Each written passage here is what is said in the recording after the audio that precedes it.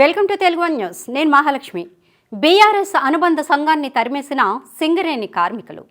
తెలంగాణ ఎన్నికల ఓటమి తర్వాత సింగరేణి కార్మిక సంఘాల ఎన్నికల్లో కూడా బీఆర్ఎస్ తుడిచిపెట్టుకుపోయింది. సింగరేణిలో బీఆర్ఎస్ కాంగ్రెస్ లెఫ్ట్ అనుబంధ కార్మిక సంఘాలను అణిచివేసే లక్ష్యంతో తెలంగాణ బొగ్గుగని సంఘం ఏర్పాటు చేసింది.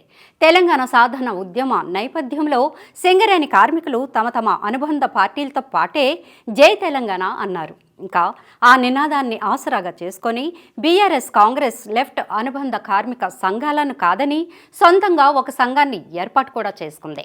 2 సార్లు ఆ సంఘం సింగరేణిలో గుర్తింపు కార్మిక సంఘంగా విజయం కూడా సాధించింది. అయితే తాజాగా జరిగిన సింగరేణి ఎన్నికల్లో తెలంగాణ బొగ్గుగని కార్మిక సంఘం దాదాపు తుడిచిపెట్టుకుపోయింది. ఆ సంఘానికి కనీసం ఓట్లు కూడా రాలేదు. దాంతో ప్రశ్నార్థకంగా మారింది. సింగరేణి గుర్తింపు సంఘంగా లెఫ్ట్ అనుబంధ సంఘం, ప్రాతినిధ్య సంఘంగా కాంగ్రెస్ అనుబంధ సంఘం గెలిచాయి. ఇక బీఆర్ఎస్ అనుబంధ సంఘం రేసులోనే లేకుండా పోయింది. ఈ ఎన్నికల్లో విజయం సాధించడం ద్వారా ప్రజలు తమ వైపు ఉన్నారని చెప్పాలని బీఆర్ఎస్ భావించింది. ఇంకా ఈ సంఘానికి తెలంగాణ మాజీ ముఖ్యమంత్రి బీఆర్ఎస్ అధినేత కల్వకుంట్ల చంద్రశేఖరరావు కుమార్తె కవిత గౌరవాధ్యక్షురాలు. దాంతో తెలంగాణ అసెంబ్లీ ఎన్నికల్లో బీఆర్ఎస్ ఓటమి అనంతరం జరిగిన ఈ ఎన్నికల్లో తెలంగాణ బొగ్గుగని కార్మిక సంఘం విజయాన్ని కవిత ప్రతిష్టాత్మకంగా తీసుకున్నారు.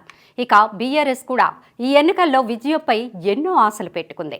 అయితే అనుకున్నది ఒకటి, ఆయనది మరొకటి అన్నట్లు ఘోరంగా ఓడిపోయి బీఆర్ఎస్ గాలి తీసేసినట్లయింది. వాస్తవానికి ఈ ఎన్నికల్లో పోటీ వద్దని కేసీఆర్ పార్టీ శ్రేణులకు నచ్చచెప్పడానికి ప్రయత్నించారు. కానీ తెలంగాణ అసెంబ్లీ ఎన్నికల్లో ఓటమి తర్వాత బీఆర్ఎస్ ప్రజా మద్దతు కోల్పోలేదని చాటేందుకే ఈ ఎన్నికల్లో పోటీ చేసి తీరాల్సిందేనన్న కవిత పట్టుదల కారణంగానే తెలంగాణ బొగ్గుగని కార్మిక సంఘం పోటీలో నిలిచింది. అయితే పోటీ నిర్ణయానికి వ్యతిరేకంగా ఎన్నికలకు ముందే ఆ సంఘానికి చెందిన కీలక నేతలు ఐఎన్టీయూసీ, ఏఐటీయూసీల్లో చేరారు. అది పక్కన పెడితే సింగరేణి ఎన్నికల ప్రచారంలో గనుల వద్ద ఎక్కడా గులాబీ జెండా కూడా కనిపించలేదు. అసలు ప్రచారం సందడే లేదు. దాంతో కేసీఆర్ అధికారమే కాదు, పార్టీపైన, పార్టీ అనుబంధ సంఘాలపైన పూర్తిగా పట్టు కోల్పోయారని తేటతెల్లమవుతోందని పరిశీలకులు విశ్లేషిస్తున్నారు.